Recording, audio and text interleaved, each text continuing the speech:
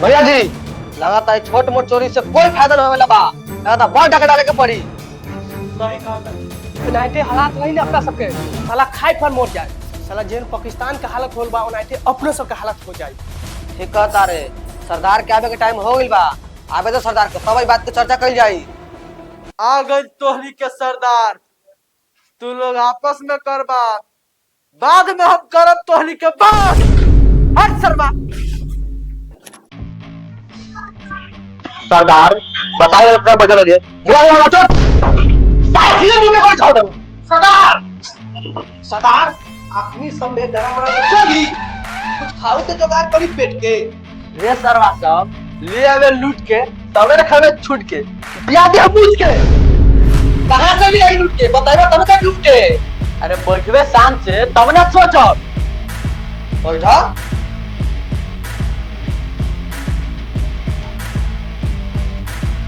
रे सरवा सब धोनी से कोई उपाय समझा था? अरे सोचे के बाहर बा अपने टीम में केहू मना बा मनाबा कच्छा पारे वो विधायक के बेटा के साथ बहुत दिन से दोस्ती चला था। ओकरे बुलाओ और सब बात को ओकरे से पूछल जाए। वो सरवा कहां रह गइल? ओए तू अपना अड्डा भाग फोन करी सदन।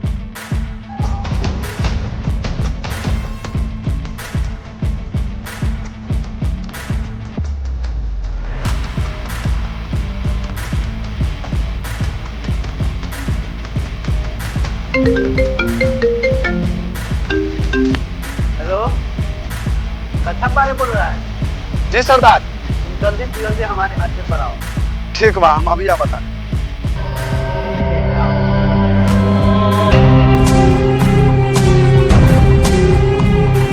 ठीक है आ रहा हो।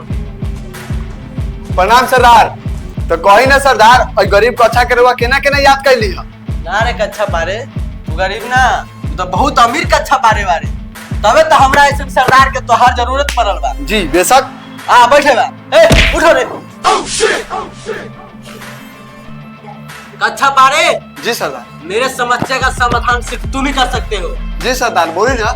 सुनने में आया है कि तुम विधायक के बेटा से बहुत बड़ा गहरा दोस्ती किए हो।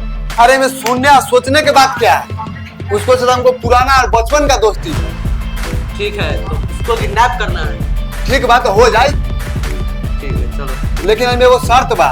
बोलो। तो इसमें हमको क्या मिलेगा? अरे दोनों आदमी 50-50 बांट लेंगे। तो ठीक है, कल 9 बजे आप लोग मलिनिया गाछी में आ जाइएगा। हम विधायक के बेटा के लेके वहीं पे पहुंचेंगे। ठीक है? ठीक। तो ठीक है, अब चलते हैं।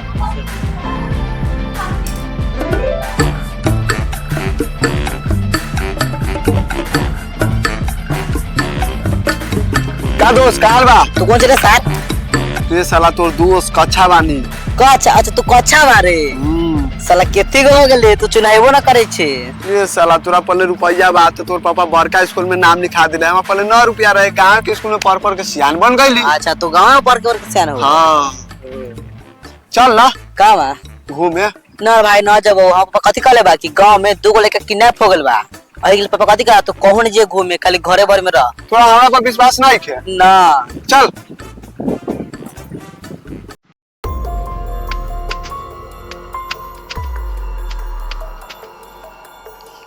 बोलो। हां ये सब देखा था? सब तो है हो। नौरे लोग के बा। तू नार नहीं कहे कि हमर बा।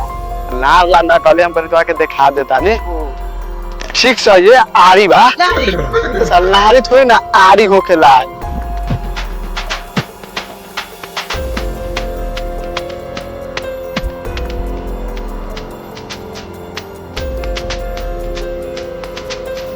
भाइयों गाछी में एक पर एक लोग सब रहेला। चल ना तोरा एकदम भेंट करावा था जी। हाँ क्या दोस्त बाहर में रहेला तो का करेला? का करिले बाहर में? आराम से खुर्ज ले आके खाई ली और छिपा। आ वहां जाली पढ़े के टाइम होला जाई छी पढ़े तो तगड़ा माल से ले।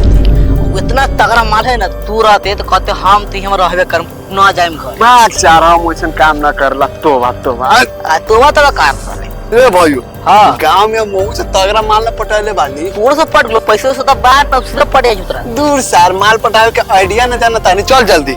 चल तो देखी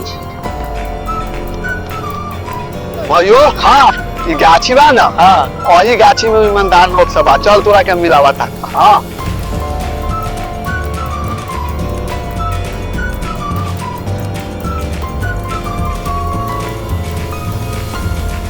साला देख लेट हो गई अभी तक ले ना आई।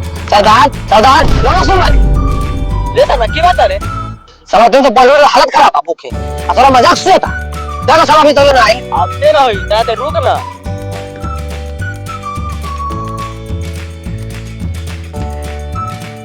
सरदार कोई आ रहा बा। सर बात तुम लोग देख के आवे ना कोनो बरा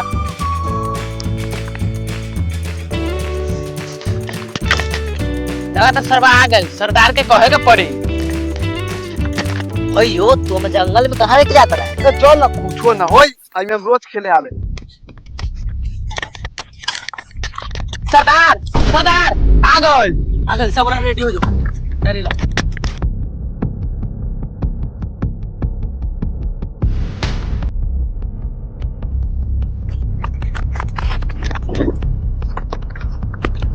सरदार बेहोश हो गए। अरे साला इधर सरदार बा अरे पानी लेके आओ रे।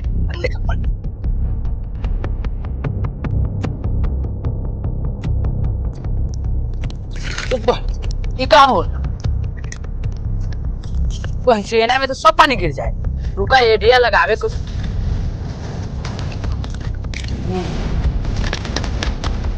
सरदार पानी लेके जल्दी पानी ला रे। पानी कहाँ है?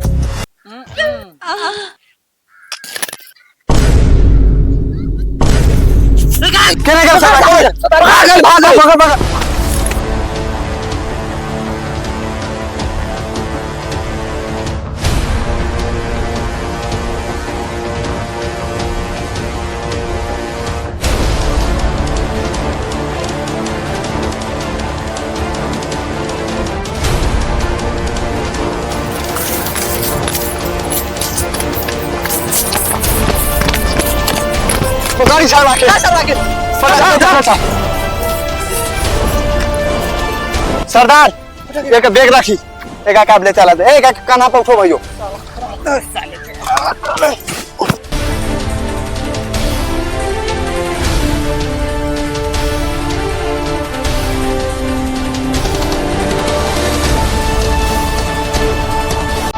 ले चलो भैया आगे के जाओ श्यामयान पर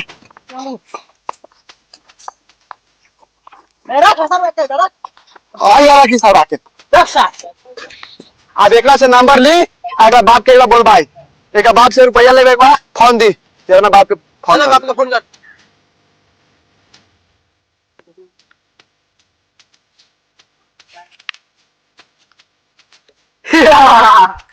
विधायक जी हम लवन लखपति बोले थे डाकू तारा बेटा के महीने गाछी में गिरनाप करके धैले है 1 घंटा के अंदर में 15 लाख रुपया लेकर जल्दी आ वरना तोरा बेटा का मार देबो समझ ले अगर जान पे रहा है बच्चा का तो लेकर आएगा अगर नहीं पे रहा है तो नहीं लाएगा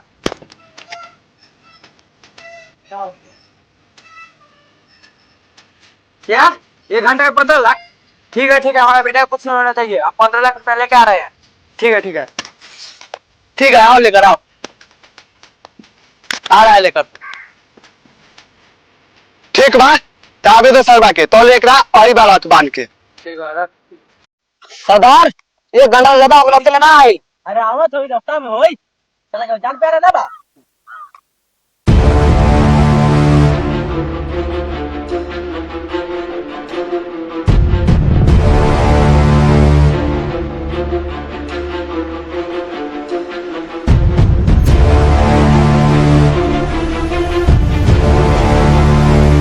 हमारा बेटा कहाँ है?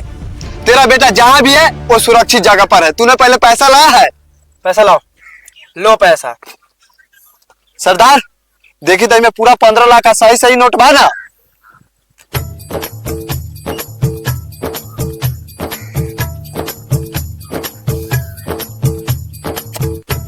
पूरा सही नोट है लेकर आओ रे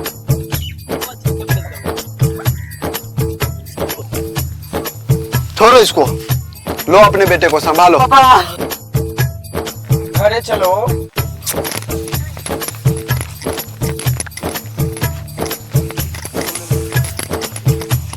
सरदार कच्छा सिंह अपने बचपन के मित्र बीवी बच्चे को भुला सकते हैं पर अपने जुबान को नहीं चलिए आप मेरे हिस्से मेरे हवाले कीजिए बात तो सही है कच्छा सिंह जरा लाओ तक गन देखे कच्छा सिंह जब तुम अपने बीवी और बच्चे और जान से प्यारे दोस्त का नहीं हो सकता तो हमारे हिस्सा दुष्ट सरदार का क्या होगा? इसीलिए तुम जाओ ऊपर ही अपना हिस्सा लेना, ठीक है? सरदार साला गदर सिंह को अधर पे चाहिए, साला बिन मतलब में न मारा गया। चलो सरदार जश्न मनाया जाए। चलो जश्न हो जश्न हो जश्न हो।